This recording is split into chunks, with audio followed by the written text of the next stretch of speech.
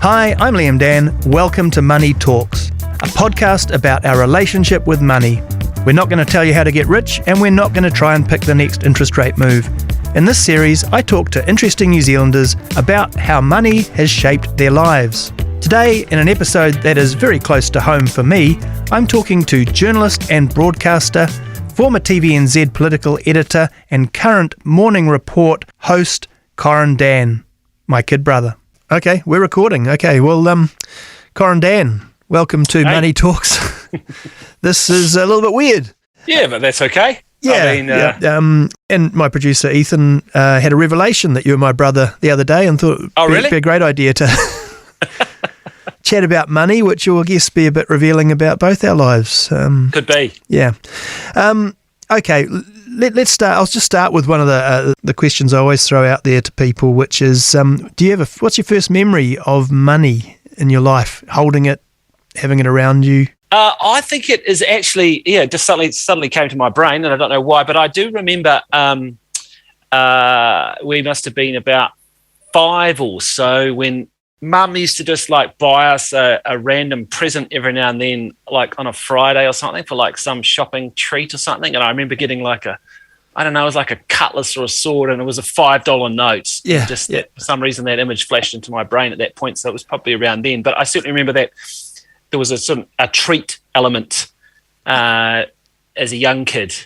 Quite young. Yeah. That what didn't happen very often, but there was certainly that element of a treat and the money that was involved. And I think it was like a $5 note, just it rings out. And getting to choose something, maybe. Yeah, and I'm pretty sure it was a red pirate cutlass that fitted inside a black sheath. Yeah. And I was pretty excited about that from memory. Yeah, I mean, it's fair to say our story isn't that different to a lot of people I talk to, in that we were, sort of middle class, but not really, pretty close to the bone on money a lot of the time, right? Yeah, no, I was thinking about this because I've got this weird obsession with whenever I get a really awesome brand of clothing or something, it's always a thrill, because I just distinctly remember as a kid growing up, we never got the top brands of things. It was maybe it was an 80s obsession or something, but it was if you got Canterbury Authentic or even Barker's, I remember saving for so long to get a Barker's shirt. Yeah. Now Barker's are dime a dozen with clothing, but it was different back then, right? The economy was different and everything was different. Yeah. But I just remember so I still have this kind of weird vibe with ski gear and stuff, because I sort of never had any ski gear of anything. Everything I got was borrowed, or because I just sort of tagged on with the neighbours.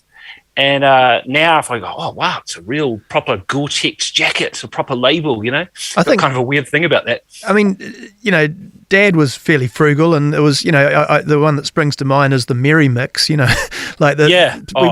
a Soda Stream, but there was a cheaper version. I don't know. Oh, mate, Merry Mix. Yeah, and no, the one I always think of too was we were when Pictionary swept through and we really wanted Pictionary, and we didn't get Pictionary. We had win, lose or draw. Yeah. And I was like, what? That wasn't a bad game. It was all right. It wasn't Pictionary though. Yeah. I mean, I guess look that was the reality. People didn't have a lot of spare cash. Things were treats. And something like the washing machine breaking down or the car breaking down was a big deal. No, it was. It absolutely was. And so yeah, no, I mean, I don't remember ever having. I certainly don't have. I don't have expensive tastes now. That's for sure. Yeah. What was your first part-time job? My first part-time job, well, there was the circulars or the delivery. What do you call them? Filling in for me, delivering junk mail. You started with the job doing junk mail, then we picked it up and then did that a bit. But I had a job, after-school job, delivering prescriptions at Harding's Pharmacy and Chemist, with some of your mates also did as well, which I think I probably got through them, which I actually did for about 4 or 5 years in the end, just cycling around after school every day, dropping off people's prescriptions, which paid me, I think the first pay was $4 an hour. That's what it was, yeah. It was probably... It might have got up to 5 by the end of it. Probably pretty good. Well, it was only 1 hour after school every day, I suppose, so it was enough to get by anyway. So it was $20 a week. That's what I seem to remember. Anyway, got the pay packet and the cash in a little envelope, all that sort of stuff. What were you saving for? Well, I mean, I don't think I was saved to anything. I was different than you. I was a terrible saver. You were a really good saver, and I was obsessed by your saving because you always saved up for really random things. Like you got a pair of Reebok pumps is the one that I remember distinctly. Yeah, that was pretty awesome. I still recall those because they were something like $250, like in inflation adjusted terms. They were insane.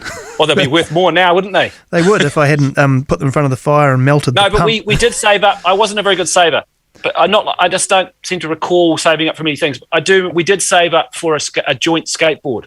That's you right. And I Yep. Saved up for a Pelter. What are they called? Palperalta bones. Yeah, bones with the black and white, yep. black and white stripes and the bone skull coming through. Which again would be a great collector's item if we'd kept that. Yeah. So I mean, I guess is that I don't want to over. I suppose I'm pretty pretty frugal and pretty focused on saving, and you maybe had a reputation of not being. I mean, if you think of the student years and the student loans, that was kind of a big blowout for you, right? It was. I mean, because it was a crazy period. Like we were the first. I think I was the first year that had the student loan scheme. Yeah. Right. Yep. And so I was like maybe 17 going on, maybe 18, and all of a sudden, you've got my student loan to pay for my fees, and then they like go, there's $1,500. You just ring up on the phone and you would go, can I please have $1,500 in my account? And they'd put it in there the next day. Yeah. And I mean, it was party time. It was ridiculous. I've still got a few assets from that though. I bought a PA system. I've still got the amp. So that's the one thing I've got left actually. Yeah. But I think I got a bike but it was our money. I paid for it, paid it back, that's for sure. Yeah. But I guess, it was a weird time, right? I mean, that era, it certainly affected my outlook on economics. It was a tough time, in terms of, really high unemployment, all that sort of stuff. Did you notice it much? Did you feel the toughness of the economy coming through? I remember being just so grateful to get a job washing dishes at the cafe in the art centre. Again, through a friend who it was starting to expand, and just being just so stoked to have a job washing dishes, and thought that was like so sought after. That was, and it was like a quite prestigious. Yeah. It's like, you got a job washing dishes at this really busy cafe nowadays. I mean. Yeah, it's something our kids probably don't appreciate, just because the cafes are all crying out for staff. I mean, there are good jobs for young people, I guess. Yeah, I mean, and it was an interesting time too, because I started at this cafe when it really exploded in terms of growth in that period, because that was right on the cusp of the Employment Contracts Act. It would have been the very early 90s, and I remember talking to people who had been washing dishes for a few years before me. And they had all these different overtime rates and all these sort of conditions, and were paid a lot better. And then it had flipped. And when I'd started, there was none of that. It was you were basically on I wouldn't say it was a zero hours contract, but you weren't you couldn't ever sort of really guarantee you were going to get hours. I was a part timer. Yeah, you just had to work hard and hope that you did a good enough job and you'd get enough hours to survive. So that and some student loan money meant you must have had some money. But one thing, what's the poorest you've ever been? Do you recall where you were? And well, I did spend a brief period on the unemployment benefit for about 6 months, but no, it probably wasn't even that long, to be honest. It was over a summer when I didn't have any work. To be fair, I did go surfing around the North Island for quite some time at that period. But Jim Bolger's surf team. the surf team, yeah. I mean, but geez, it wasn't much. Yeah, it wasn't much, was it? It was. If I can't remember it being very much. Most of the time, right through my student period, I did a long BA. Yeah.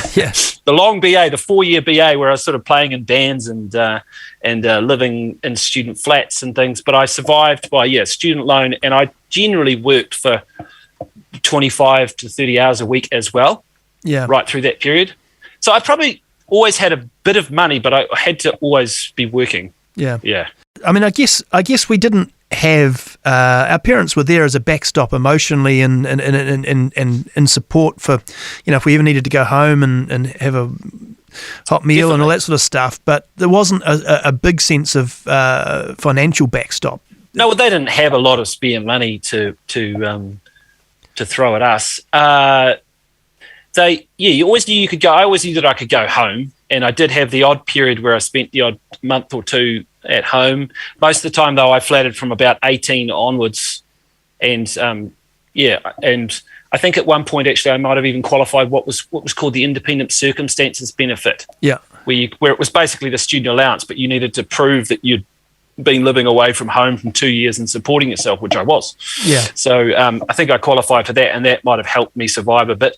It was relatively cheap, I suppose, living in Christchurch, the middle of Christchurch back then. I can't remember it being. I mean, the flats I lived in, nobody had any money, and the food was terrible, and that was one of the other reasons we could survive, because me and most of my friends worked at this cafe. We worked really hard, and they fed us. Yeah, So made a huge difference. So you got out of university and you must have had that sort of slightly panicked thought about, well, what now? Because, was it you did political science? Yeah. I had a sort of I didn't really think about it much until the last year of university, when I did have that panic moment, as you mentioned, and went, oh man, what am I actually going to do? But the broadcasting school was coming into its own then, and I'd sort of suddenly decided that I could do either radio or journalism.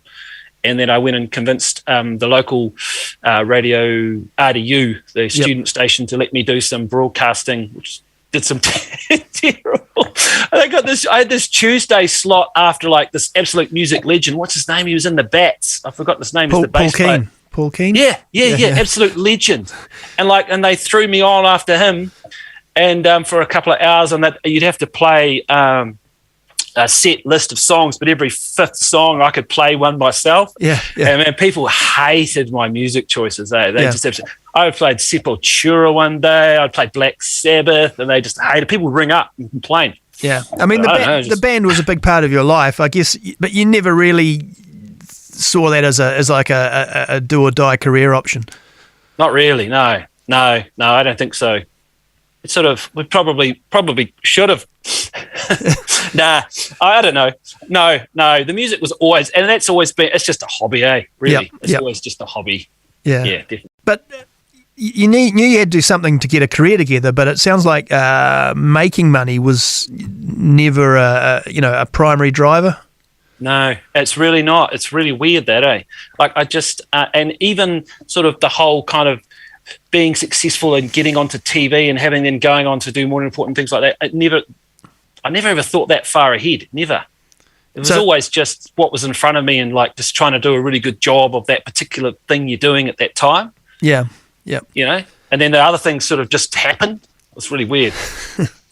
So not a long career plan? No, definitely not. Like, I mean, once I got into broadcasting school, and I did have the option of doing commercial radio or journalism. I got into both courses, and I chose journalism, which I'm absolutely glad I did. It was totally the right decision. And then I did think, I wanted to be a sports journalist at that point. Yeah. Like I worked really hard though at journalism school. Like compared to at university, I was a really average student and really struggled to get to lectures and passed, but I'm not particularly proud of that.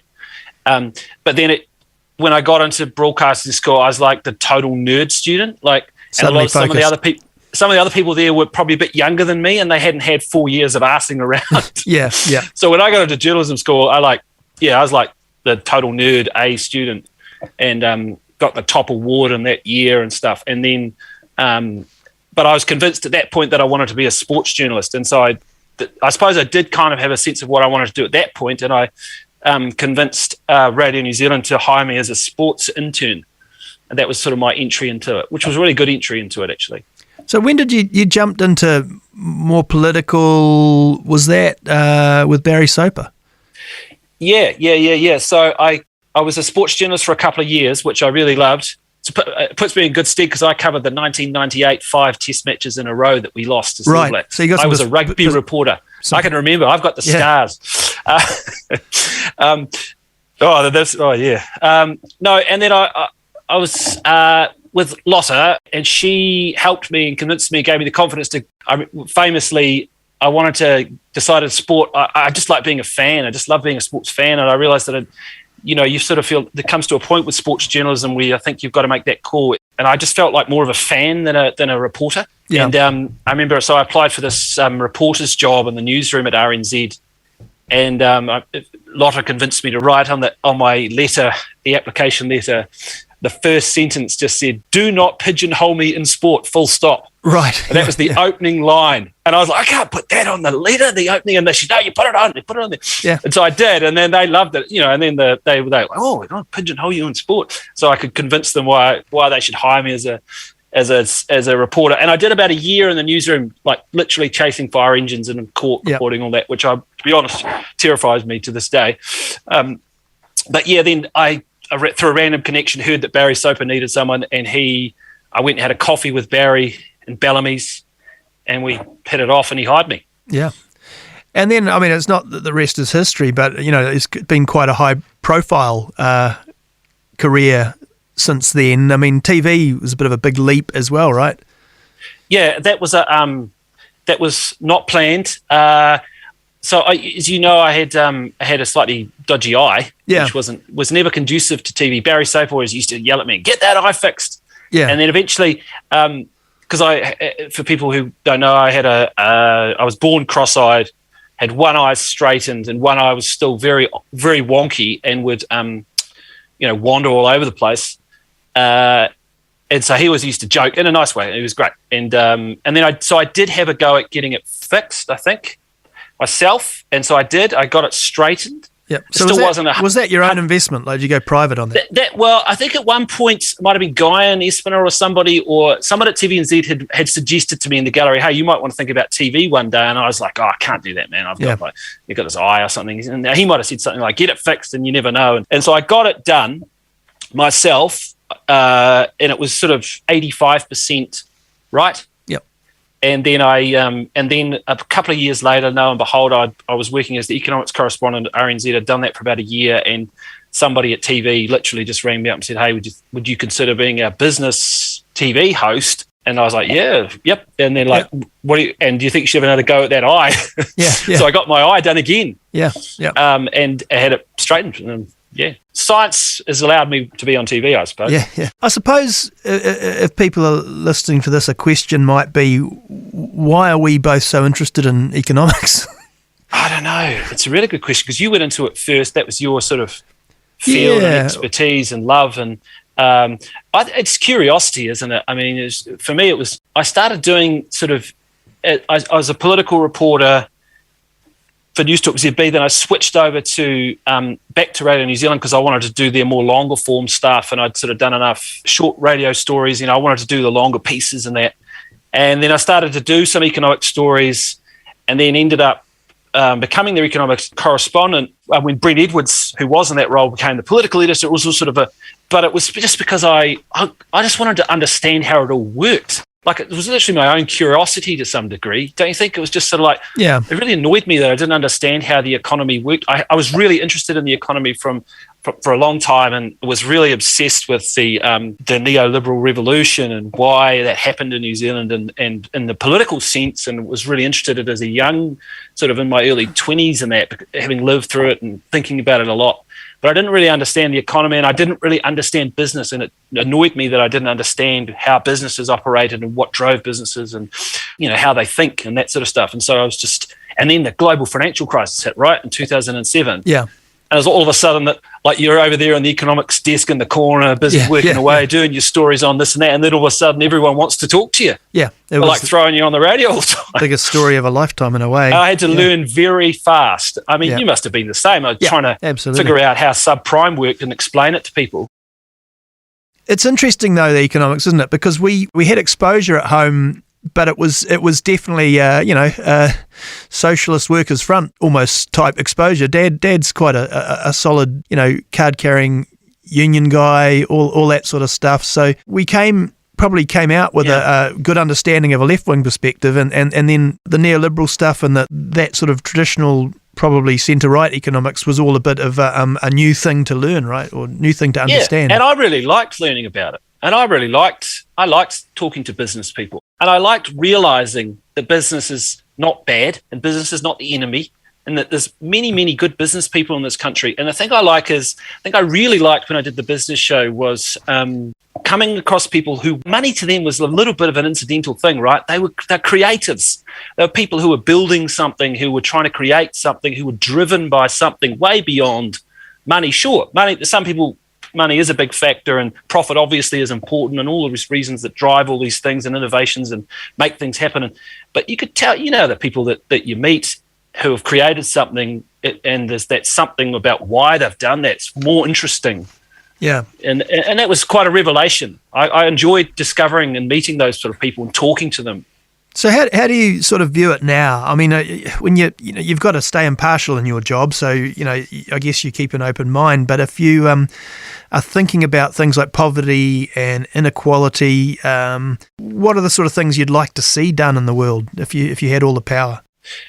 Oh, that's a big question. Yeah. Well, I mean, I suppose the way in which you see things is that the problem is that the more you do this role, there's probably some quote in this somewhere, isn't there? The more you do these sort of things, the more complexity you see, and the more grey you see, and the more and it becomes this never-ending sort of bind where you always see that it's not as, because you come across people all the time in politics in particular, and who are so certain of one way of doing things. And my instant position is always, well, it's more complicated than that. Yeah. And there will be another side to this, and there will be another way of, and I'm always thinking about the opposite of or the other alternative sort of way of, doesn't matter which direction it's coming from.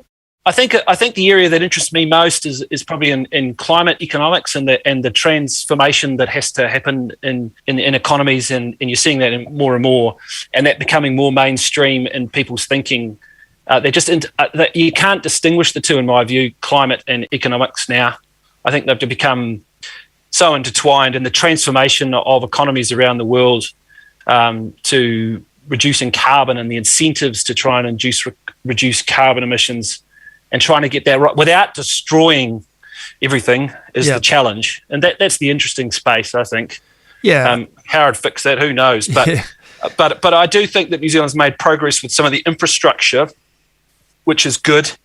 But obviously we've got to figure out, and it is pleasing to see some bipartisan support on some areas, crucial areas on climate, which is such a relief, because we can't do it if it's overly politicized. But that's going to have to be the big challenge, I think, for the economy and for the future. So I don't know what the answer is, but that's, to me, that seems where the focus needs to be. It's tough because, and this must frustrate you as well, but politicians, don't sell grey stories, and it is grey and complex, but you've got, the politicians that seem to have the most basic line often seem to grab the headlines. That's true. It's absolutely true. And the ones who can convince people that they will be able to, and that is politics. I get that. I do get that. And the need for certainty, and the people's know, everyone needs to feel the certainty. It's just, my instinctive, I don't know whether I've been doing this for so long that you just instinctively question that straight away. Yeah.